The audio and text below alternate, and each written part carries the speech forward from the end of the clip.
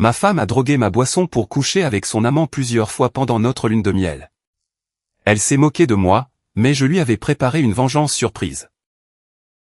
J'étais assis au bar, sirotant ma bière en contemplant l'état de ma vie et de mon mariage avec Andrea, quand je l'ai vu s'approcher de moi dans le grand miroir en face de moi. Il avait l'air plutôt étrange pour le coin. Un homme grand et dégingandé, aux traits ciselés, une mâchoire carrée avec une légère ombre de barbe de 5 heures, et des yeux plissés qui semblaient avoir vu un peu trop le soleil. Il y avait quelque chose dans ses traits qui me paraissait familier, mais je n'arrivais pas à mettre le doigt dessus. Il portait une paire de jeans bleus surmontés d'une chemise blanche, un gilet marron et un long manteau cache-poussière. Il portait un vieux Stetson usé ainsi qu'une paire de bottes de cow-boy. Je pouvais même entendre le tintement des éperons quand il marchait. Qui porte encore des éperons de nos jours, me suis-je demandé. Dans l'ensemble, il ressemblait à un personnage tout droit sorti d'un vieux western. Il ne manquait que la ceinture de pistolet et le 6 coups, mais quelque chose me disait qu'il en avait un caché quelque part. Il s'est approché du tabouret de bar à côté de moi. « Ça vous dérange si je me joins à vous ?» demanda-t-il. J'ai hoché la tête et noté son accent, qui semblait suggérer qu'il venait de quelque part dans le sud. « Je vous en prie, ai-je dit. » Il a souri et a pris place. « Mon nom est Pease, dit-il en tendant la main. « Justice. »« Oh, Pease. » Je lui ai serré la main. « Ravi de vous rencontrer, monsieur Pease, ai-je dit. » Il a souri et hoché la tête. « S'il vous plaît, appelez-moi simplement Justice, dit-il. Monsieur Pease, c'était mon père. Ça m'a fait rire. Et vous devez être un Amos Jones, ajouta-t-il. Comment savait-il ça, me suis-je demandé. Oui, ai-je dit. Comment le saviez-vous? Vous avez tout l'air d'un Amos Jones, dit-il avec son accent traînant. Je peux en dire beaucoup sur un homme rien qu'en le regardant. Prenez ce type assis au fond, ajouta-t-il en désignant le miroir devant nous. J'ai vu l'homme dont il parlait. Un homme d'âge moyen, dégarni, qui regardait nerveusement autour de lui en sirotant sa boisson. Voilà un homme qui porte tout le poids du monde sur ses épaules, dit Justice. Il secoua la tête une fois en claquant la langue. C'était un geste que j'avais vu mon grand-père faire de nombreuses fois en grandissant. Le pire, c'est que, ajouta Justice, tout est de sa faute. C'est vraiment dommage. Il me regarda de nouveau. Qu'est-ce que vous buvez? Demanda-t-il. J'ai haussé les épaules. De la bière, ai-je dit. Il attira l'attention du barman d'un signe de tête. Je prendrai une bière et offrai à mon ami ce qu'il veut, dit-il en sortant une petite liasse de billets. C'est ma tournée, dit-il en me regardant. Je les remerciai et les regardai sortir un paquet de cigarettes. Ça vous dérange si je fume? Demanda-t-il. J'avais arrêté de fumer quelques années auparavant, quand Andrea et moi nous sommes mariés, et j'en étais au stade où l'odeur de la fumée de cigarette me dérangeait, mais j'ai décidé que ce n'était pas le moment d'être désagréable. J'ai haussé les épaules. Allez-y, ai-je dit. Il a sorti une cigarette, puis a tiré une allumette en bois d'une boîte dans l'une de ses poches. Je n'ai pas pu m'empêcher de remarquer que c'était sa dernière allumette. Il a gratté l'allumette sur son jean comme je l'avais vu dans tous ces vieux westerns et l'a allumée. Étonnamment, la cigarette ne dégageait aucune odeur. Il a remis l'allumette brûlée dans la boîte et m'a offert une cigarette. Non merci, ai-je dit. J'ai arrêté il y a quelques années. Sage décision, dit-il. Ces choses vous tueront. Mais je pense que celle-ci pourrait vous plaire. Je les ai roulées moi-même. J'ai passé des années à perfectionner le mélange. Allez-y. Je sais que vous en voulez une. Ce n'est pas grave. Une seule ne vous fera pas de mal. À ce moment-là, je me suis surpris à avoir une réelle envie de cette cigarette. Je pensais avoir dépassé ce stade, mais quelque chose dans son offre m'attirait. J'ai hoché la tête et accepté son offre. Il a souri alors que je mettais la cigarette à ma bouche. Voilà, dit-il en ouvrant sa boîte d'allumettes. Je pensais qu'il n'avait plus d'allumettes, mais apparemment je me trompais. Il a sorti ce qui semblait être la même allumette et a allumé ma cigarette. Il a soufflé l'allumette et l'a remise dans la boîte. C'était toujours la seule qu'il avait. Comment a-t-il fait ça, me suis-je demandé. J'ai tiré une longue bouffée de la cigarette et j'ai été surpris de ne pas commencer à tousser. Elle n'avait le goût d'aucune cigarette que j'avais fumée auparavant, et je me sentais commencer à me détendre. Justice sourit et hocha la tête alors que le barman nous apportait nos bières. Il n'y a rien de tel qu'une bière et une bonne cigarette avec un ami pour finir la journée, n'est-ce pas, demanda-t-il. Je devais être d'accord. Il a levé sa bière, et nous avons trinqué. À l'amitié, ai-je dit. Il hocha la tête. L'amitié, répéta-t-il. Alors, que faites-vous dans la vie, Justice, ai-je demandé. Un peu de ci, un peu de ça, dit-il. Je vais là où le vent me mène. Mais surtout, j'aide les gars à qui on a fait du tort. Des gars comme vous, par exemple. Que voulez-vous dire, ai-je demandé. Eh bien, je sais que vous travaillez dur et que vous êtes sacrément bon dans ce que vous faites, dit-il. Je ne comprends pas toutes ces nouvelles technologies que vous maîtrisez, mais il se trouve que je sais que vous êtes le meilleur. Il avait raison sur ce point. Je crois que je faisais de l'informatique et du travail de TI depuis aussi longtemps que je me souvienne. En ce moment, je travaille comme technicien de service sur le terrain, m'occupant des réseaux et des serveurs de nos clients, et aidant souvent les utilisateurs finaux avec des problèmes de bureau. C'était bien payé, et je m'assurais que tout ce que je faisais était bien fait du premier coup. Le seul inconvénient était les déplacements périodiques que je devais faire hors de la ville. Je sais aussi que vous faites une journée de travail honnête pour un salaire honnête. Vous ne prenez pas de raccourcis et vous ne trichez jamais, me dit-il. Je commençais à me demander si ce type était une sorte de détective privé. Vous faites toujours passer votre famille avant vous et pensez toujours à votre jolie petite femme. Mais quelque chose vous ronge, Amos, n'est-ce pas? Qu'est-ce qui vous ronge? Attendez, laissez-moi deviner. C'est votre femme, n'est-ce pas? Oui, c'est elle, ai-je dit. Comment le savez-vous? Comme je l'ai dit, me dit-il, je peux en dire beaucoup sur un homme juste en le regardant. Depuis combien de temps votre femme vous trompe-t-elle? J'ai haussé les épaules. Je ne sais pas, ai-je dit. Je m'en doutais depuis un moment, mais je l'ai découvert hier soir en rentrant à la maison. Racontez-moi, dit-il. Je lui ai tout raconté.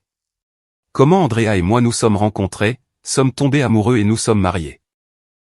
Comment elle travaillait comme secrétaire dans un cabinet d'avocats qui utilisait notre entreprise pour ses services informatiques et comment je l'ai rencontrée lors d'un appel de service.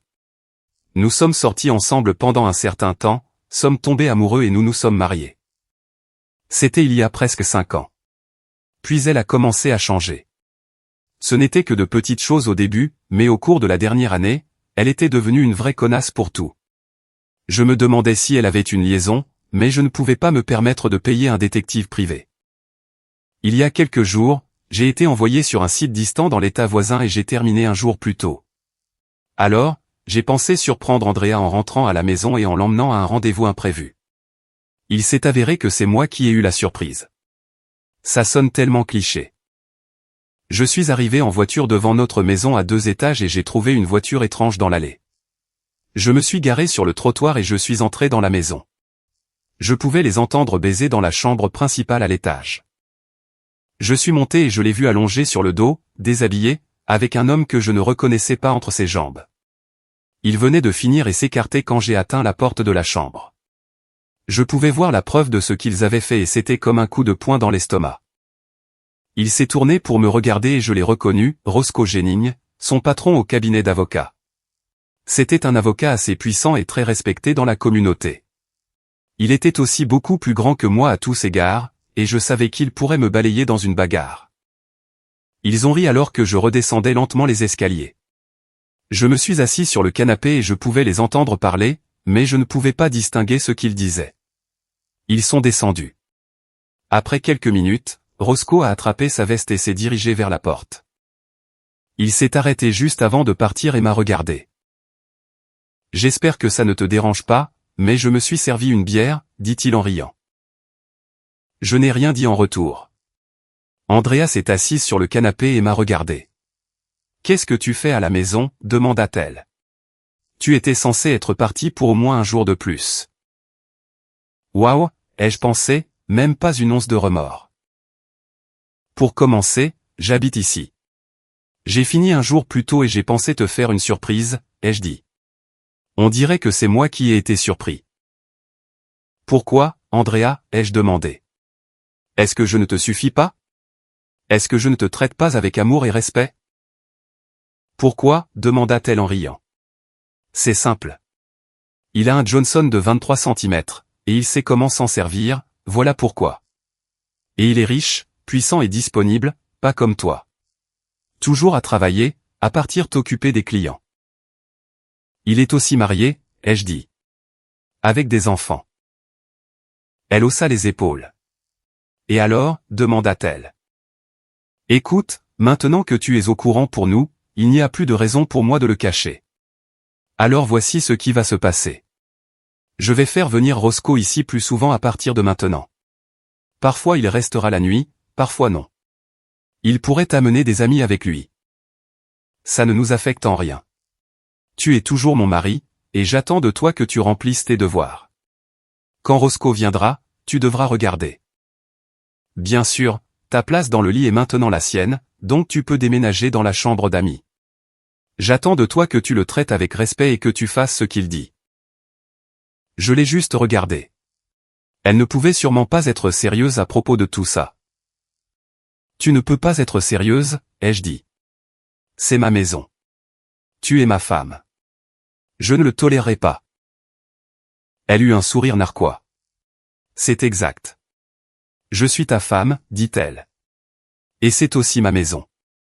Et je peux inviter qui je veux ici. Tu peux soit l'accepter, soit divorcer. Mais je te promets que tu vas te faire démolir. Roscoe s'en chargera personnellement. Et sa famille, ai-je demandé. Tu n'en as rien à foutre de ça? Roscoe et sa femme ont une relation ouverte, dit-elle. Ils font à peu près ce qu'ils veulent avec qui ils veulent. Et tu veux ça pour nous, ai-je demandé, choqué. Non, dit-elle. Je ferai ce que je veux, quand je veux, et avec qui je veux. J'attends de toi que tu me restes fidèle. Tu es folle, ai-je dit. Depuis combien de temps cette mère dure-t-elle? Quelques mois, dit-elle. Non pas que ça fasse une différence. Il est venu ici presque tous les soirs où tu étais parti. Avant, je faisais tout pour que tout soit nettoyé après, mais je ne le ferai plus. Et s'il te met enceinte, ai-je demandé. Et alors, s'il le fait, dit-elle. Ton nom sera sur le certificat de naissance, donc tu seras responsable. Non, ai-je dit, parce que je refuse de te toucher tant que tu baises avec lui ou n'importe qui d'autre. Y a-t-il eu quelqu'un d'autre que Roscoe? Il y en a eu quelques-uns, dit-elle. Mais si c'est comme ça que tu le veux, alors je suppose que tu devras simplement vivre dans un mariage sans sexe parce que je n'ai pas l'intention d'arrêter. Ça ne va pas bien se terminer, ai-je dit. C'est là que tu te trompes, dit-elle. Écoute, je t'aime toujours, juste pas de la même manière qu'avant. J'ai besoin de faire ça. Je ne sais pas combien de temps ça durera, mais une fois que j'aurai fini, je serai à nouveau à toi. Laisse-moi juste avoir ça. J'ai secoué la tête. Tu es folle, ai-je dit. Comment peux-tu dire que tu m'aimes et ensuite t'attendre à ce que je vive comme ça? Elle eut un sourire narquois. Bien sûr que je t'aime, dit-elle. Je préfère juste la façon dont Roscoe et ses amis me traitent au lit, c'est tout. Quelle est la suite, ai-je demandé. Où vois-tu cela mener? Roscoe revient vendredi, dit-elle. C'était juste après-demain. Tu devras symboliquement me remettre à lui. Bien sûr, cela signifie que tu devras t'asseoir et nous écouter te rabaisser et te dénigrer, mais ça fait juste partie de ton nouveau rôle. Mon nouveau rôle, ai-je demandé. Qu'est-ce que c'est? Tu accepteras cette situation à partir de maintenant, dit-elle. Je l'ai regardée, dégoûtée. Tu es folle, ai-je dit. J'ai attrapé sa main portant l'alliance et lui ai retiré sa bague de mariage ainsi que la bague de fiançailles que je lui avais donnée, celle qui s'était transmise sur 5 générations. Elle avait appartenu à mon arrière-arrière-arrière-grand-mère, Élisabeth, qui avait épousé grand-père il y a quelques années avant la guerre de sécession. Ils avaient eu 2 enfants avant qu'ils ne soient tués par une balle confédérée pendant la marche de Sherman vers la mer. Élisabeth ne s'est jamais remariée mais s'est assurée que ses enfants et petits-enfants connaissent l'histoire de son mari héroïque. Son histoire a été transmise de génération en génération avec la bague de fiançailles qu'il lui avait donnée. Mes parents avaient encore une vieille photo d'Elia et Elisabeth qui avait été prise avant qu'ils ne partent rejoindre l'armée de l'Union. « Qu'est-ce que tu fais » demanda Andrea. « Ce sont mes bagues. »« Faux » ai-je dit. Elle a reculé car je ne lui avais jamais parlé comme ça. Cette bague de fiançailles est dans ma famille depuis bien plus de 150 ans, et je serai damné si je te laisse la corrompre. Tu pourras les ravoir si j'estime que tu as de nouveau mérité le droit de les porter. Très bien, dit-elle en se levant. Fais comme tu veux. Maintenant, tu viens te coucher ? Pas question, ai-je dit. Je ne serai pas avec toi tant que tu es impliqué avec ce type. Pour ce que j'en sais, il a le sida. Tu ferais mieux de te faire tester pour les MST. Qui sait où il a mis sa queue ? D'accord, dit-elle. Fais comme tu veux. Mais tu as intérêt à bien te comporter vendredi. C'est une menace, ai-je demandé. Appelle ça comme tu veux, dit-elle. Mais je te préviens. Si tu fous tout en l'air, c'est toi qui en paieras le prix. Elle est montée à l'étage en tapant des pieds et a claqué la porte de la chambre, la verrouillant derrière elle. J'ai dormi sur le canapé, et le lendemain matin, je suis monté pour m'habiller. La porte de la chambre principale était toujours verrouillée, alors je l'ai défoncée, brisant le chambranle. Il a fallu quelques coups de pied, mais j'y suis finalement parvenu. Andrea s'est redressée dans le lit, surprise. « Qu'est-ce que tu fais » demanda-t-elle. « Je m'habille, ai-je dit. Contrairement à toi, je dois porter des vêtements pour aller travailler. » J'ai interrompu mon récit le temps de prendre une gorgée de ma bière et une autre bouffée de ma cigarette. J'étais surpris qu'elle ne se soit pas consumée entièrement. Justice était assis en silence, écoutant mon histoire. « Et vous avez parlé à un avocat aujourd'hui » demanda-t-il. J'ai hoché la tête. « Oui » ai-je dit. Il semble qu'Andrea avait raison. Avec les lois actuelles, je me ferai royalement avoir. En fait, l'avocat a dit que je serais mieux loti financièrement si j'acceptais simplement ce qu'elle voulait. Pouvez-vous croire cette merde ? Il a secoué la tête. Alors, qu'allez-vous faire ? demanda-t-il doucement. Je ne sais pas, Justice, ai-je dit. Je n'ai jamais été dans ce genre de situation auparavant. Une partie de moi veut fuir, mais une autre partie de moi veut les étrangler tous les deux. Un vieil ami disait qu'aucun homme dans son tort ne peut tenir tête à un homme dans son droit qui continue d'avancer, dit Justice. Quel genre d'homme êtes-vous, Amos ? Je suis un homme dans son droit à qui on a fait du tort, ai-je dit. Je sais que vous êtes dans votre droit, me dit-il. C'est pourquoi je suis ici. Que diriez-vous de leur tendre une embuscade demain soir ? Vous et moi, ensemble. Je l'ai regardé. Vous faites ça, ai-je demandé. Vous m'aideriez ? Bien sûr, dit-il. Vous devrez faire le plus gros du travail, mais je serai là avec vous. Qu'en dites-vous ? Êtes-vous partant ? Et comment, ai-je dit. Je ne sais pas ce que c'était, mais quelque chose chez ce type me donnait un sentiment de confiance que je n'avais pas eu depuis longtemps. Il a souri, et nous avons passé l'heure suivante à discuter de notre plan. Quand nous avons eu fini, j'étais prêt à affronter le monde entier. Je vous vois demain soir, partenaire, dit-il en se levant. Je l'ai regardé partir et je me sentais mieux que je ne m'étais senti depuis longtemps. J'ai mis ma veste et je suis rentré chez moi. Bien sûr, Andrea était à la maison quand je suis arrivé. Et elle n'était pas très contente. « Où étais-tu » a-t-elle crié quand je suis entré. « Qu'est-ce que ça peut te faire » ai-je demandé. « Tu as bu » dit-elle en s'approchant de moi. « Ouais, et alors » ai-je demandé. « Au moins, je n'ai pas été à la chasse aux femmes infidèles. »« Je me suis inquiété pour toi » dit-elle. « Je pensais que tu allais faire une bêtise. Je sais que tu as vu un avocat aujourd'hui. » « Alors, toi et ton soi-disant ami vous me faites suivre maintenant » ai-je demandé.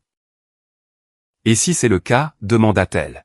« Et oui, je sais que tu étais dans ce bar à boire, à te parler à toi-même ces 2 dernières heures. » Me parler à moi-même ?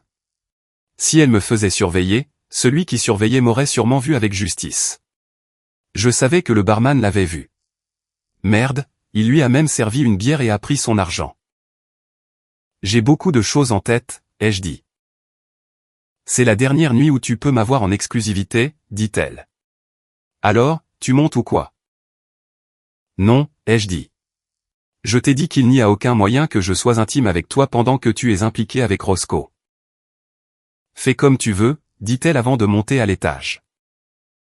Qu'elle aille au diable, pensai-je.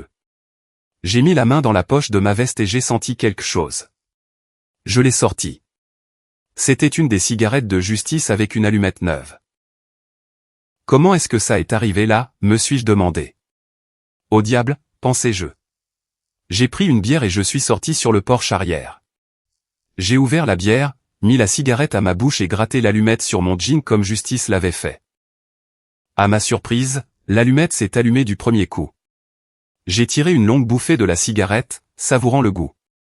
J'ai commencé à me détendre en m'asseyant sur la balançoire du Porsche que j'avais installé l'été dernier. La chose suivante que je sais, c'est qu'Andrea était debout sur le Porsche, me regardant de haut. « Quand as-tu recommencé à fumer ?» demanda-t-elle. « Ce soir, ai-je dit. Qu'est-ce que ça peut te faire ? Tu veux me dire que tu préfères rester assis ici à fumer plutôt que d'être intime avec ta femme ?» demanda-t-elle avec colère. Je l'ai regardé et j'ai été instantanément dégoûté par ce que j'ai vu. Le visage autrefois magnifique que je connaissais si bien s'était métamorphosé en quelque chose de maladif et de laid. Était-ce le résultat de la cigarette, me suis-je demandé. Je n'ai pas de femme, ai-je dit. Plus maintenant. Elle est morte pour moi. Abasourdi par mes paroles, Andrea s'est assise sur la balançoire du Porsche et a tendu la main vers moi. Mais je me suis éloigné, dégoûté par sa simple présence. S'il te plaît, ne dis pas ça, Amos, dit-elle. Je suis toujours ta femme. S'il te plaît, viens te coucher avec moi. J'ai secoué la tête. Ma femme ne se serait jamais mise avec ce salaud de suceur de merde, ai-je dit. Elle lui aurait dit d'aller se faire voir. Mais tu ne l'as pas fait, n'est-ce pas? Non, tu as écarté les jambes pour lui et tu l'as laissé faire tout ce que lui et ses copains voulaient. Et maintenant tu t'attends à ce que je sois d'accord avec ça. Non, tu n'es pas ma femme, juste quelqu'un qui vit dans la même maison que moi. Tu me donnes la nausée. Maintenant, va-t'en avant que je ne vomisse. Oh mon Dieu, dit-elle, des larmes coulant sur ses joues. Tu me détestes vraiment, n'est-ce pas? Tu viens juste de le comprendre, ai-je demandé. Qu'est-ce que tu pensais que j'allais faire quand tu m'as balancé ta merde hier? Célébrer? Peut-être me lever et faire une putain de danse? Tu as une chance de faire disparaître tout ça maintenant. C'est à toi de décider. C'est soit moi et notre mariage, soit Roscoe tête de nœud. Qu'est-ce que ce sera? C'était quelque chose que Justice et moi avions élaboré plus tôt. Il m'avait suggéré de lui donner une dernière chance de rompre avec Roscoe, principalement pour ma propre conscience. Si elle acceptait, Justice a dit qu'il pourrait s'occuper des détails. Je ne sais pas comment il aurait pu faire ça, à moins de remonter le temps et d'effacer mes souvenirs, mais je lui faisais confiance. En réalité, cependant, aucun de nous ne croyait vraiment qu'elle sauterait sur l'occasion. Pendant un instant, son visage parut s'adoucir, et elle ressemblait à la femme dont j'étais tombé amoureux et que j'avais épousée. J'ai cru qu'elle allait saisir l'opportunité que je lui avais présentée. « Qu'est-ce que je dois faire ?» demanda-t-elle. « Appelle ce connard tout de suite et mets fin à tout ça, ai-je dit. Ensuite, dis-lui que tu démissionnes. Tu es une bonne secrétaire. Tu peux trouver du travail à peu près n'importe où. » Elle a sorti son téléphone portable et l'a appelé, mettant l'appel sur haut-parleur. « Salut, bébé, dit Roscoe quand il a répondu. C'est toujours bon pour demain soir? Elle n'a rien dit pendant quelques secondes, mais en levant les yeux vers moi, j'ai vu son visage changer à nouveau et j'ai su que l'autre femme était de retour. Elle a souri, mais son sourire ne contenait aucune chaleur. « Ouais, c'est toujours bon, dit-elle avec un sourire diabolique. « Bien, dit Roscoe. Comment le mari le prend-il? Pas bien, dit-elle. Mais il s'en remettra. Roscoe a ri. Peut-être que je ferais mieux d'amener quelques-uns des garçons juste pour le tenir en respect, dit-il. Andrea gloussa. Ouais, fais ça, dit-elle. D'accord, à demain soir, dit-il avant de raccrocher. Elle ricana en me regardant. Tu vas passer une chaude soirée demain soir, dit-elle. Et tu as intérêt à bien te comporter. J'ai hoché la tête. Je savais ce qui m'attendait, et ma conscience était maintenant tranquille. Je lui avais donné une dernière chance, et elle l'avait piétinée. J'ai soufflé un nuage de fumée à son visage. Sa réaction m'a rappelé ces vieux films de vampires où la créature maléfique est exposée à la lumière du soleil. Alors, dit-elle après s'être ressaisie, tu me veux pour une dernière nuit? C'est maintenant ou jamais. Après ce soir, tu n'auras plus jamais rien de tout ça. J'ai secoué la tête. Je t'ai déjà dit que je ne te touche pas tant que tu es avec lui, ai-je dit. En fait, si tu étais en feu, je ne pisserais pas sur toi pour t'éteindre. Elle haussa les épaules. Fais comme tu veux, dit-elle en rentrant à l'intérieur. J'ai dormi dans la chambre d'amis, en mettant une chaise contre la porte pour la garder à l'extérieur. Je me suis réveillé tôt le lendemain, je me suis habillé et je suis parti travailler sans dire un mot à ma femme. La journée a semblé s'éterniser, mais elle s'est finalement terminée. Je savais ce qui allait se passer ce soir, et je n'avais pas du tout hâte. Je suis rentré à la maison, j'ai posé ma mallette dans mon bureau et j'ai pris une bière. Andrea préparait le dîner, mais je n'avais aucune envie de manger quoi que ce soit qu'elle ait préparé. Tu ferais mieux de manger quelque chose, dit-elle. Tu vas avoir besoin de tes forces ce soir. Roscoe et les garçons seront là dans 1 heure environ. J'ai pris une bière dans le frigo et j'ai regardé ce qu'elle avait fait. Je n'ai pas faim, ai-je dit. D'ailleurs, comment savoir si tu n'as pas empoisonné mon dîner? Allons, Amos, dit-elle. Tu penses que je te ferai ça? Et comment, ai-je dit. J'ai mis la main dans ma veste et j'ai trouvé une autre cigarette et une allumette. Je vais fumer sur le porche, ai-je ajouté avant de partir. Elle m'a suivi dehors. Je n'aime pas que tu fumes à nouveau, dit-elle. J'ai allumé la cigarette et j'ai tiré une longue bouffée. Franchement, je n'en ai rien à foutre de ce que tu aimes ou n'aimes plus, ai-je dit. Je n'aime pas que tu baises à droite à gauche, mais je n'ai pas mon mot à dire là-dessus, n'est-ce pas? Elle est restée sur la défensive un instant, puis a secoué la tête et est rentrée à l'intérieur. Après son départ, j'ai repassé ce que Justice et moi avions prévu, rassemblant mon courage pour la confrontation qui allait bientôt avoir lieu. Il m'a fallu 1 heure pour finir la cigarette. Ne me demandez pas de l'expliquer. Ensuite, Andrea est revenue dehors pour me dire que Roscoe et ses copains étaient là. Monte et attends-nous, dit-elle. J'ai hoché la tête et je suis monté à l'étage. J'ai vu qu'elle avait placé une chaise pour que je puisse avoir une bonne vue de leur activité dans le lit, et j'ai remarqué la caméra vidéo qu'elle avait placée dans un coin. Je pouvais les entendre tous parler en bas, et bientôt j'ai pu distinguer 2 personnes qui montaient les escaliers. Andrea est entrée la première, suivie de Roscoe.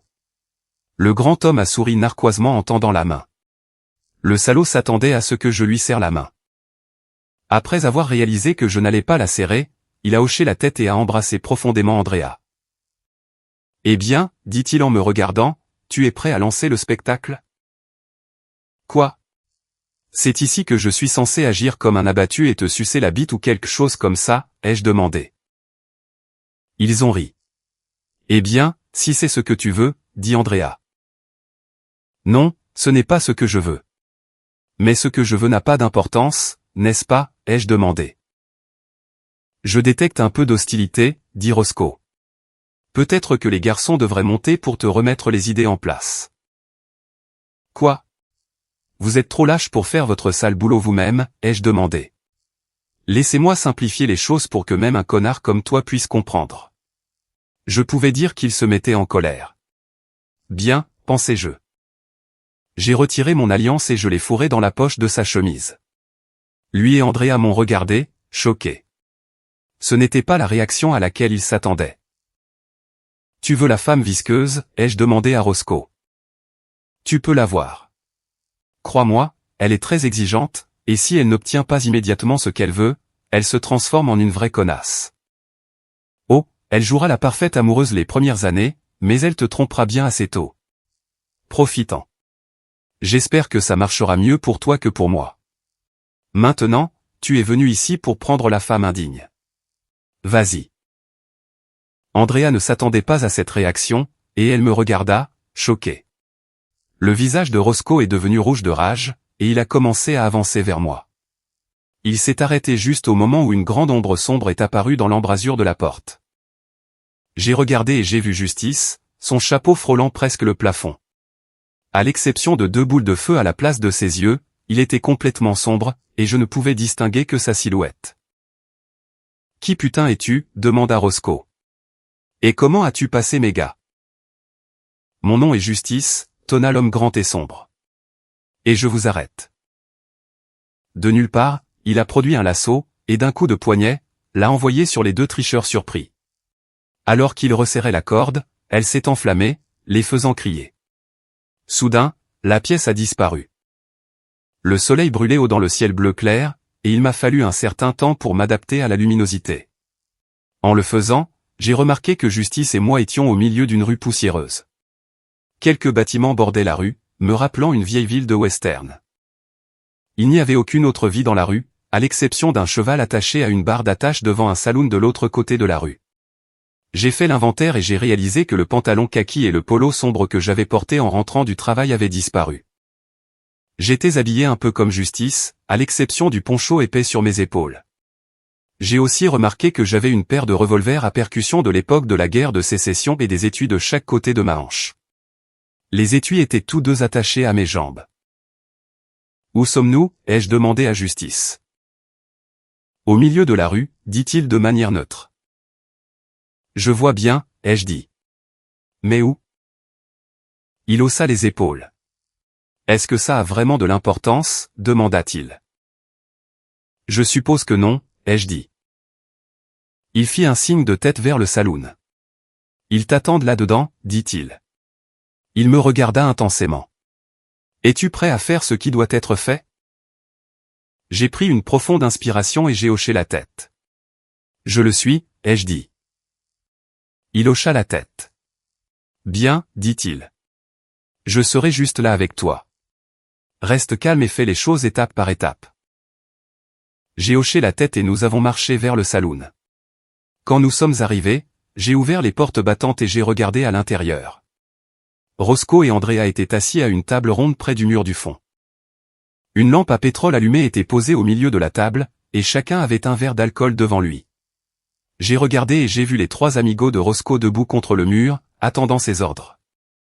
Tous les 5 portaient des vêtements d'époque, et les 3 voyous de Roscoe étaient tous armés de pistolets dans des étuis. Je suis entré dans le saloon et je me suis tenu à quelques mètres de la table. Justice est entré et s'est tenu près de la porte, observant nos mouvements. Roscoe et Andrea étaient plongés dans une discussion secrète mais se sont arrêtés quand je suis entré. Roscoe a ricané en me regardant. « Tu te prends pour qui ?»« Clint putain d'Eastwood » a-t-il lancé. Andrea a gloussé, et les 3 acolytes ont ricané. Roscoe s'est tourné vers ses 3 hommes de main. « Pourquoi ne sortez-vous pas les poubelles, les gars, pour que la petite dame et moi puissions avoir un peu d'intimité ?» Ils ont avancé, et j'ai vu 2 d'entre eux atteindre les pistolets dans leurs étuis. Je savais que je devais agir vite, alors j'ai baissé la main droite et j'ai dégainé un pistolet. En martelant la détente comme je l'avais vu dans les films, j'ai tiré 3 coups rapides, un sur chaque homme de main de Roscoe. Quand la fumée s'est dissipée, j'ai vu les 3 au sol, leur sang s'imprégnant dans les planches de bois. 2 d'entre eux avaient réussi à dégainer leurs armes avant que je ne leur tire dessus. J'ai pointé mon pistolet sur Roscoe. « Tu as tué ces hommes » dit Andrea, choqué. « C'est exact » ai-je grogné. « Et le suivant, c'est l'amoureux. »« Non, s'il te plaît » supplia Roscoe, les mains tendues devant lui. « On peut régler ça entre hommes. Tu n'as pas à nous tuer. »« C'est vrai, Amos » supplia Andrea. « S'il te plaît, arrête. »« Je suis désolé. Vraiment, je le suis. Allez, chérie. On peut arranger ça. Tu as eu ta chance hier soir, ai-je dit. Et tu as choisi ce tas de merde plutôt que moi. Écoute, Amos, c'était juste pour s'amuser, tu sais, supplia Roscoe. S'il te plaît, ne me tue pas. Je t'en supplie. Supplier, ai-je demandé. Tu sais, Justice, je pense que ton ami avait raison quand il a dit « Aucun homme dans son tort ne peut tenir tête à un homme dans son droit. » J'ai remarqué une grande tache humide à l'entrejambe du pantalon de Roscoe et Jerry. On dirait que tu as misé sur un vrai perdant, ai-je dit, en m'adressant à Andrea. Regarde-le. Il vient de se pisser dessus. C'est ça, ton idée d'un homme. Andrea baissa les yeux vers le sol, des larmes coulant sur ses joues. Écoute, Amos, tu ne peux pas me tuer, plaida Roscoe. Je n'ai même pas d'arme. Tu ne peux pas tuer un homme non armé. Ce n'est juste pas bien. En fait, je peux, lui ai-je dit. Mais je vais te donner plus de chance que tu n'étais prêt à m'en donner. J'ai sorti le deuxième pistolet de son étui et je l'ai posé sur la table devant lui. Vas-y, ai-je dit. Prends-le. Il m'a regardé, puis a regardé le pistolet. Quoi, demanda-t-il, se levant à moitié. J'ai dit, prends-le dans ta main, ai-je crié. Est-ce que je viens vraiment de dire ça, me suis-je demandé. Je me suis souvenu de la réplique d'un vieux film, et ça semblait juste, d'une manière ou d'une autre. Roscoe a regardé le pistolet, puis l'a lentement ramassé. C'est ça, ai-je dit. Maintenant, arme le chien. Jusqu'au bout. Il a lutté avec l'arme et a finalement réussi à armer le chien complètement. Maintenant, vise, ai-je dit, en gardant mon pistolet pointé sur lui. À ce moment-là, cependant, j'avais armé le chien et j'étais prêt à tirer. Tandis que je regardais, il a levé le pistolet, sa main tremblante. Au bon moment, j'ai appuyé sur la gâchette. Puis j'ai armé le chien et j'ai appuyé sur la gâchette 2 fois de plus en succession rapide. Les 2 premiers projectiles l'ont touché en pleine poitrine, et le troisième est allé droit entre ses yeux, faisant exploser l'arrière de son crâne. Ses yeux se sont écarquillés de choc sous l'impact des 2 premières balles. Son corps a heurté violemment le mur derrière lui. Après une seconde, il est tombé sur le bord de la table, retournant le plateau comme je l'avais vu dans tant de films. Lorsque le plateau s'est retourné, la lanterne à pétrole s'est renversée, déversant le liquide inflammable sur la table et sur la robe d'Andrea. La flamme de la mèche a enflammé le pétrole, qui à son tour a mis le feu à la robe d'Andrea. Piégée sous le bord du lourd plateau de table, elle a commencé à crier alors que les flammes l'enveloppaient. Amos, a-t-elle crié. Aide-moi. Ça brûle. S'il te plaît. Quelques secondes plus tard, elle, Roscoe et ses 3 hommes de main ont disparu dans un nuage de fumée. J'ai ramassé le pistolet que j'avais donné à Roscoe et je les ai remis tous les 2 dans leurs étuis. J'ai dû serrer le poing pour ne pas trembler. Je n'avais jamais tué un homme de ma vie. Pourtant, je venais de tuer 4 hommes et j'avais regardé Andrea brûler. Je me suis tourné vers Justice, qui avait une expression de détermination sombre sur son visage. Où sont-ils allés, ai-je demandé. Quelque part de vraiment chaud, dit-il. Sont-ils vraiment morts, lui ai-je demandé. Il hocha la tête. Oui, dit-il. Tu sais bien que c'était soit eux, soit toi. Tu n'avais pas le choix. C'est la première fois que tu tues un homme. J'ai hoché la tête. Ouais, ai-je dit. As-tu déjà tué quelqu'un, lui ai-je demandé. Il a eu un étrange regard lointain dans les yeux. Plus que je ne voudrais m'en souvenir, dit-il. Mais comme toi à l'instant, je n'avais pas le choix. C'était tuer ou être tué. Tu sais, si tu avais hésité, il t'aurait tué. Au fond de moi, je savais qu'il avait raison. La pire chose que tu puisses faire maintenant, c'est de t'angoisser ou d'essayer de te remettre en question. Continue simplement ta vie. Ça ira mieux avec le temps. Fais-moi confiance, dit-il en me tapotant l'épaule. Nous sommes sortis et nous nous sommes retrouvés à côté du cheval attaché au poteau d'attache. Oh, avant que j'oublie, dit-il, j'ai quelque chose à te donner. Il a fouillé dans une sacoche et en a sorti un petit boîtier métallique rectangulaire qu'il m'a tendu. J'ai regardé le boîtier terni et j'ai vu les initiales, EJ, gravées sur le devant. En le retournant, j'ai vu une inscription qui disait, à mon très cher Elia, que Dieu te garde et te ramène à ton unique véritable amour, ta femme qui t'aime, Elisabeth. Où as-tu eu ça, ai-je demandé. Ton grand-père Elia me l'a donné juste avant de mourir, dit Justice, sans me regarder. Comment est-ce possible, me suis-je demandé. Elia Jones est mort vers la fin de la guerre de sécession, il y a plus de 150 ans. J'ai regardé l'arrière de la tête de Justice, et soudain, j'ai compris. Je savais qui était vraiment cet homme. Il serait très fier si tu gardais ça pour lui, dit Justice, en essuyant une larme de son œil. Je le ferai, grand-père, ai-je dit sans réfléchir. Merci de m'avoir fait confiance. Justice se tourna vers moi, un petit sourire sur son visage. Est-ce que quelque chose comme ça vous est arrivé à toi et à grand-mère Elisabeth, ai-je demandé. Il hocha la tête. Ouais, dit-il. Il y a longtemps, dans un petit endroit très semblable à celui-ci. Des voleurs de bétail pensaient qu'ils pouvaient voler le bétail de mon père et prendre ma femme. J'ai dû leur apprendre la même leçon que tu as apprise à ces garçons tout à l'heure. C'était la première fois que je tuais un homme. Il a fallu du temps pour s'en remettre. Lizzie s'en est bien sortie, cependant. Nous sommes retournés dans l'Est et j'ai rejoint l'armée peu de temps après. Tu connais le reste. Alors que s'est-il passé, ai-je demandé. Comment es-tu devenu Justice? C'est une longue histoire, partenaire, dit-il. Je te la raconterai un jour. Je te le promets. Te reverrai-je un jour, ai-je demandé. Il hocha la tête. Compte là-dessus, mon garçon, dit-il.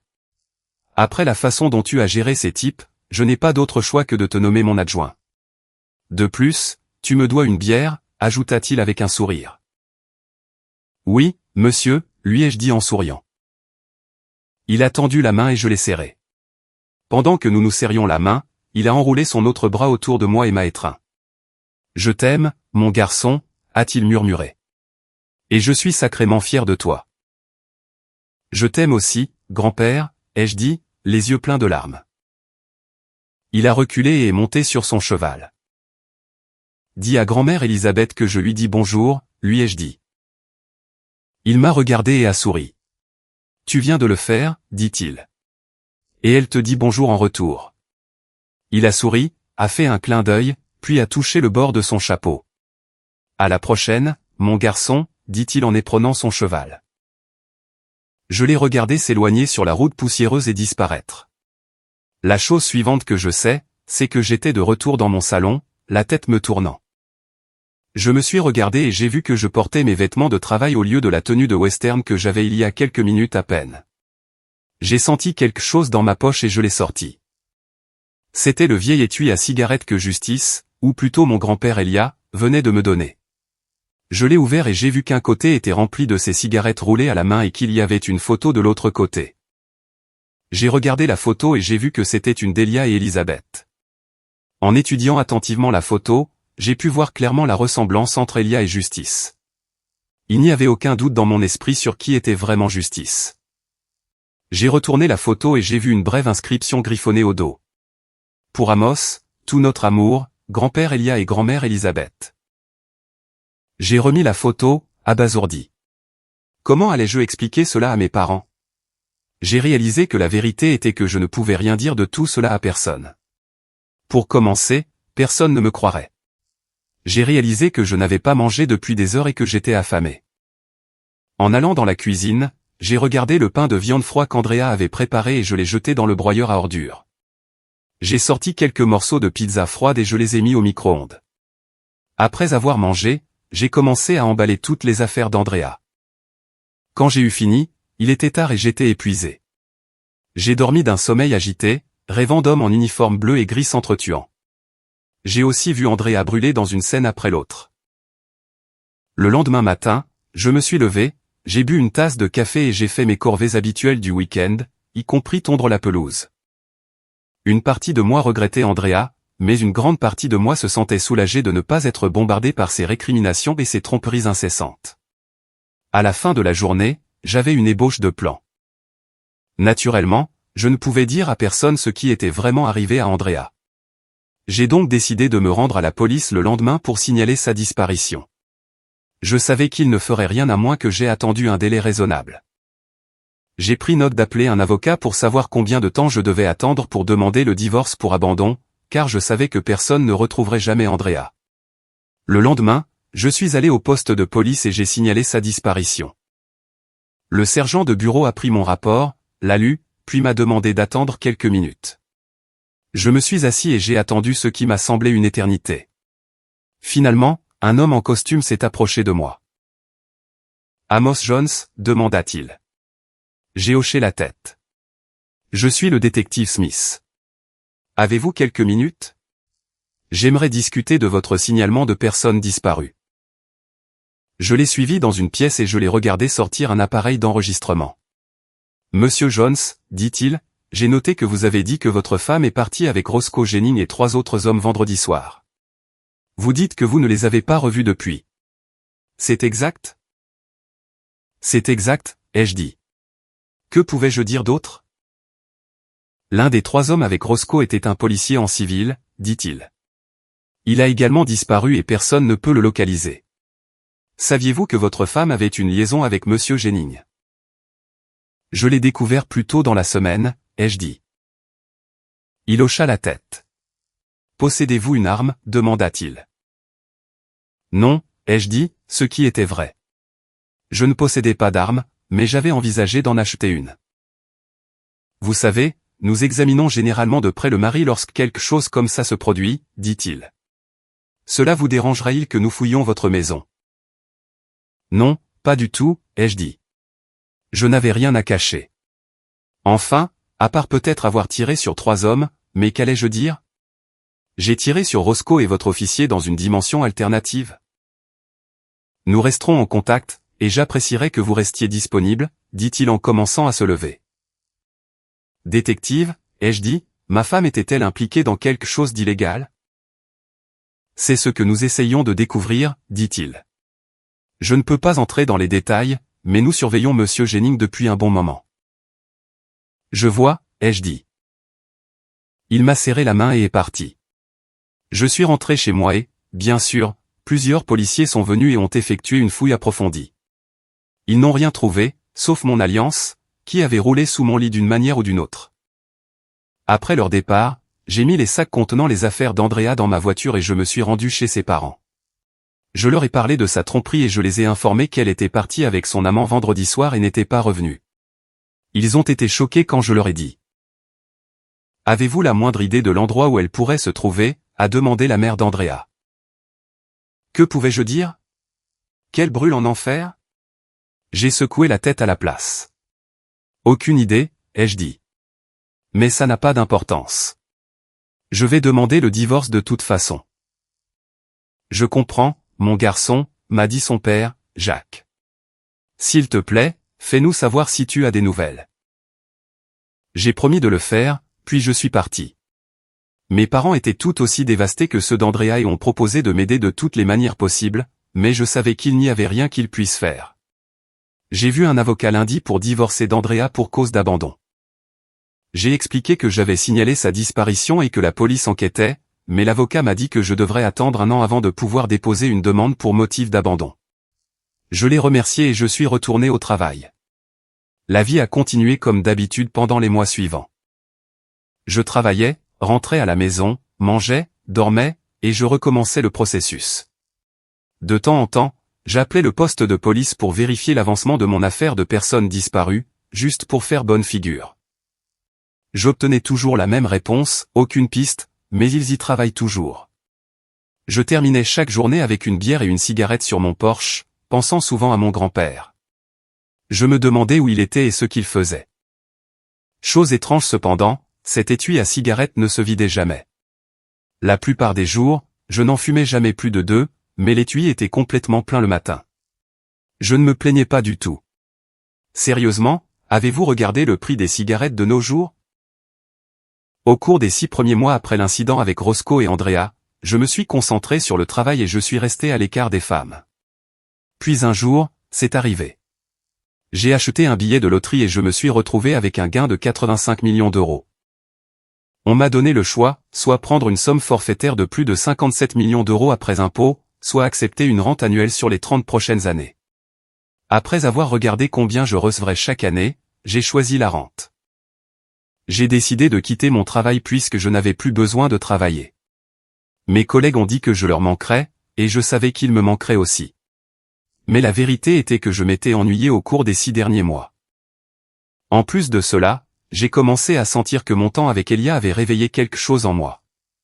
J'ai décidé d'acheter une propriété à la campagne et j'ai trouvé une belle maison de ranch à 2 étages sur 8 hectares de terrain boisé. L'endroit avait besoin d'un peu de travail, ce qui me convenait parfaitement. Il y avait aussi quelques dépendances et un corral pour les chevaux. Naturellement, il y avait une bonne connexion Internet ainsi que toutes les commodités modernes. J'ai déménagé toutes mes affaires et j'ai loué l'ancienne maison que je partageais autrefois avec Andrea avec l'intention de la vendre une fois mon divorce finalisé. Pourtant, il manquait quelque chose. J'ai envisagé d'acheter un cheval, mais je ne savais rien de la façon de s'en occuper. De nombreuses nuits, je me suis retrouvé au Ranglais, un petit bar populaire non loin de ma nouvelle maison. Un soir, j'étais au Ranglais, sirotant une bière et regardant un match sur la grande télévision, quand j'ai entendu une voix féminine. « C'est un étui intéressant », dit la femme en regardant mon étui à cigarette. « Ça vous dérange si je le regarde ?» Je l'ai invitée à s'asseoir et je le lui ai tendu. Elle l'a inspecté attentivement, lisant l'inscription au dos. Pendant qu'elle inspectait l'étui, je l'inspectais. Mince, bien bâti, de longs cheveux blonds encadrant un visage que l'on pourrait décrire comme « la beauté de la fille d'à côté ». Ses seins étaient de la bonne taille, ni trop gros ni trop petits. « On dirait que ça date du début de la guerre de sécession », dit-elle. « Où avez-vous eu ça ?»« Héritage de famille », ai-je dit. Il appartenait à mon arrière-arrière-arrière-grand-père Elia. J'ai ouvert l'étui et lui ai montré la photo à l'intérieur. Elle a souri en la regardant. On dirait qu'il s'aimait vraiment, dit-elle. J'ai hoché la tête. C'était le cas, ai-je dit.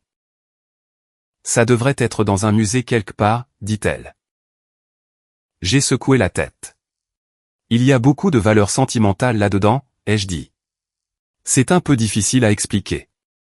J'ai tendu la main. Je suis Amos Jones, au fait. Elle m'a serré la main. Danny, dit-elle. Danny Williams. C'est le diminutif de Daniel. Joli nom, ai-je dit. Merci, cher monsieur, dit-elle en souriant. Je peux vous offrir quelque chose, ai-je demandé. Bien sûr, dit-elle. J'adorerais une bière. J'ai fait signe à la serveuse et j'ai commandé une bière pour chacun de nous. Ça vous dérange si je fume, lui ai-je demandé en ouvrant l'étui. Elle a secoué la tête. Pas du tout, dit-elle. Voudriez-vous en partager une avec moi? J'ai souri et lui ai offert une cigarette. J'ai sorti une allumette et je l'ai grattée le long de mon jean. Je l'ai tenue pendant qu'elle allumait sa cigarette. Impressionnant, dit-elle alors que j'allumais ma cigarette. J'ai souri en soufflant l'allumette et en la remettant dans sa boîte. Quel genre de cigarettes sont ceux-là? Je n'ai jamais rien goûté de tel. Mélange spécial, ai-je dit. Roulé à la main. Vous aimez? Absolument, dit-elle.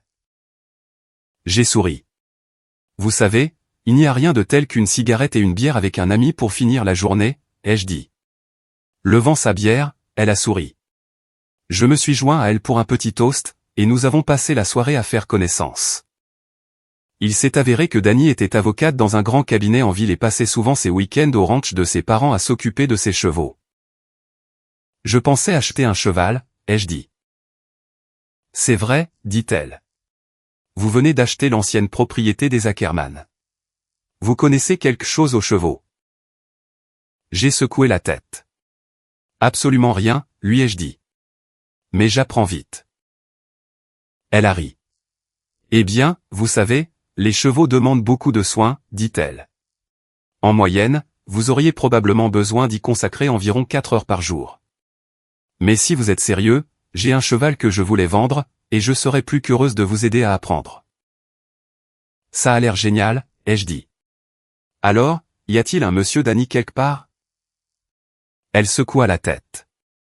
Plus maintenant, dit-elle.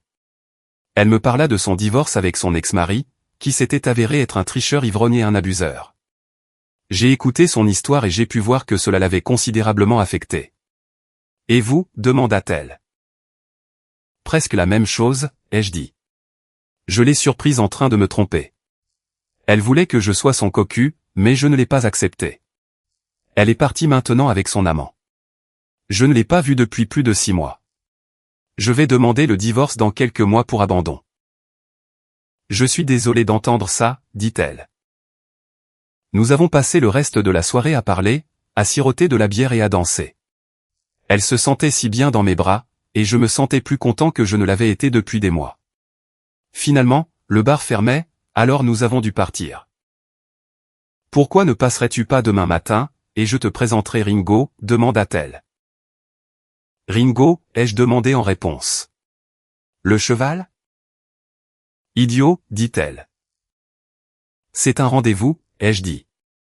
Elle m'a donné les indications pour la propriété de ses parents ainsi que son numéro de portable. À demain matin, ai-je dit avant qu'elle ne parte. Le lendemain, elle m'a présenté à ses parents, Bill et Cathy Williams. Bill était un homme immense, et il m'a presque écrasé la main quand il l'a serré. Alors, c'est vous le type qui a acheté l'ancienne propriété à Kerman, c'est ça, demanda-t-il. J'ai hoché la tête. Des gens bien, les Ackerman, ajouta-t il. Bon, je dois aller m'occuper de quelques clôtures. Ravi de vous rencontrer, Amos.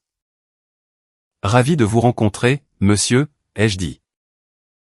Danny m'a emmené au corral et m'a présenté Ringo, un très grand cheval brun roux. Je ne sais pas quelle race de cheval c'était, mais j'ai été impressionné par sa taille. Danny m'a dit que c'était un animal très doux et qu'il aimait beaucoup l'attention.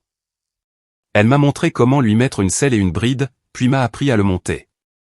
J'avais l'impression d'être au sommet du monde en montant cette créature. J'ai suivi les instructions de Danny et j'ai été étonné de la façon dont Ringo répondait à mes commandes. Nous avons chevauché autour du ranch pendant quelques heures avant que Danny ne nous ramène au corral, où elle m'a montré comment le panser, le nourrir et l'abreuver. Qu'en penses-tu, demanda Danny quand nous avons quitté le corral. Je suis très impressionné, ai-je dit. Combien en veux-tu? Parlons argent dans quelques semaines, dit-elle. Je préférerais que tu passes du temps ici à apprendre à t'occuper de lui et à le monter d'abord. Je veux juste m'assurer qu'il a un bon foyer. Peux-tu faire ça? Bien sûr, ai-je dit. Bien, dit-elle. Je le dirai à mon père pour qu'il ne te tire pas dessus pour vol de bétail, ajouta-t-elle en riant. Je l'ai raccompagnée à la porte, et elle s'est tournée vers moi avant d'entrer. J'ai passé un très bon moment avec toi ce week-end, dit-elle. Je dois partir ce soir pour retourner en ville, mais je serai de retour vendredi soir. Voudrais-tu sortir avec moi vendredi prochain, ai-je demandé. Elle a souri et m'a embrassé sur la joue. J'adorerais, dit-elle. Maintenant, sois gentil avec Ringo. C'est toujours mon bébé, tu sais. Je le serai, ai-je promis. Et c'est ainsi qu'a commencé le chapitre suivant de ma vie. Je venais tous les matins pour m'occuper de Ringo. Bill et les employés du ranch m'ont montré quelques astuces supplémentaires, et avec le temps, nous sommes tous devenus de bons amis. J'appréciais le temps que je passais là-bas et je commençais à ressentir un lien avec les animaux. Je me suis aussi surpris à penser de moins en moins à Andrea. Danny rentrait tous les vendredis, et nous sommes sortis ensemble pendant plusieurs semaines. Un vendredi, elle s'est présentée à ma porte, valise à la main. Ça te dérangerait d'avoir une invitée pour la nuit, demanda-t-elle. Entre, je t'en prie, ai-je dit. Nous sommes sortis dîner et avons fini dans mon lit. Cela faisait longtemps que je n'avais pas été avec une femme, et Danny a dit que cela faisait longtemps pour elle aussi. Cette première nuit, nous avons été complètement consumés par la passion. À un moment donné, elle a pris le contrôle, et j'ai répondu avec une énergie intense comme un bronco sauvage. Après, nous nous sommes allongés dans les bras l'un de l'autre. Elle s'est appuyée sur un coude et m'a regardé dans les yeux. Juste pour que tu saches, dit-elle, je suis une femme d'un seul homme, et je déteste absolument les tricheurs. Peux-tu gérer ça? Absolument, ai-je dit. Et je suis strictement un homme d'une seule femme, et je ne tolère aucune forme de tricherie. Elle m'a embrassé profondément, sa langue envahissant ma bouche. Quand elle a fini, elle m'a regardé. Bien, dit-elle, parce que je crois que je suis en train de tomber amoureuse de toi. Je suis content, lui ai-je dit. Parce que je sais que je suis en train de tomber amoureux de toi. Nous nous sommes étreints une fois de plus et avons fait l'amour avant de nous endormir. Papa dit qu'il est vraiment impressionné par la façon dont tu t'occupes de Ringo, m'a-t-elle dit le lendemain alors que nous nous rendions au ranch de ses parents. J'apprécie, ai-je dit. C'est un animal magnifique. Alors, tu veux toujours l'acheter, demanda-t-elle. Absolument, ai-je dit. Elle m'a dit combien elle en voulait, et j'ai failli m'étouffer. Bien sûr, je pouvais me le permettre, mais je n'avais aucune idée que les chevaux coûtaient aussi cher. Je savais que je dépenserais plus de 3 000 € par an pour m'en occuper, mais ce n'était absolument pas un problème. C'est une affaire conclue, ai-je dit. Ça te dérange s'il reste ici quelques semaines le temps que je prépare le corral? Pas de problème, dit-elle alors que nous arrivions au ranch. Quelques semaines plus tard, le corral était prêt, et Bill a amené Ringo. Il a regardé ce que j'avais fait au corral et a été impressionné par le nouvel abri que j'avais construit pour les animaux. Bon sang, mon garçon, dit-il. Ce cheval va être gâté. Tu as aussi une télévision ici, demanda-t-il en riant. J'y ai pensé, ai-je dit en riant avec lui. Après que nous ayons installé Ringo, Bill m'a regardé sérieusement. Tu sais, Danny t'aime vraiment bien, dit-il. Beaucoup.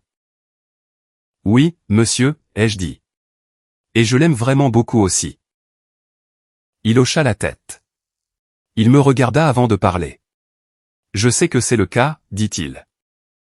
Je veux juste que tu saches qu'elle est toujours ma petite fille et que je ferai tout ce qu'il faut pour la protéger. Son dernier mari était un vrai salaud, et j'ai eu du mal à ne pas l'écorcher vif. Promets-moi juste quelque chose. Qu'est-ce que c'est, ai-je demandé. Traite-la bien, dit-il. Ne fais jamais pleurer ma petite fille. Fais ça et tu seras toujours le bienvenu chez moi. Je vous le promets, monsieur Williams, ai-je dit en tendant la main. Il a pris ma main et a souri en la serrant. Je te tiendrai au mot, mon garçon, dit-il. Bon, je ferai mieux d'y aller. On se reparle bientôt. Danny et moi avons continué à nous voir au cours des mois suivants. Pendant ce temps, notre amour l'un pour l'autre a grandi et s'est épanoui en quelque chose de spécial. Nous avons parlé de tout, nos espoirs et nos rêves pour l'avenir, les enfants, tout ce que vous voulez. Comme moi, elle voulait des enfants et parlait souvent de pouvoir prendre sa retraite à la campagne. Elle n'a sagement jamais mentionné le mariage, mais je pouvais dire que c'était dans son esprit. 1 an après l'incident avec Roscoe et Andrea, j'ai contacté mon avocat. Il avait toujours les papiers prêts à être déposés. J'avais passé la dernière année à m'assurer d'avoir franchi tous les obstacles légaux. Naturellement, les autorités n'ont jamais retrouvé Andrea. Je savais qu'elle ne le ferait pas, et c'était maintenant considéré comme une affaire classée. Mon avocat m'a dit que je serais un homme libre dans 30 jours. J'ai sorti la bague de grand-mère Elisabeth et j'ai prévu de la faire nettoyer et de la mettre à la taille de Danny. J'avais l'intention de la demander en mariage le week-end après la finalisation du divorce. La vie s'annonçait définitivement belle. Et voilà, nous sommes arrivés à la fin de l'histoire d'aujourd'hui. Était-ce ce à quoi vous vous attendiez, ou a-t-elle pris une tournure que vous n'aviez pas vu venir? Je suis curieux de connaître vos pensées. Partagez-les dans les commentaires ci-dessous, et lançons une conversation. Si cette histoire vous a captivé, assurez-vous de cliquer sur le bouton j'aime. Et si vous êtes nouveau ici ou si vous ne vous êtes pas encore abonné, c'est le moment idéal pour rejoindre notre communauté. Je vous apporte des histoires fraîches et captivantes tous les jours, alors cliquez sur ce bouton d'abonnement et activez les notifications pour ne jamais rien manquer. Merci d'avoir regardé, et on se retrouve dans la prochaine.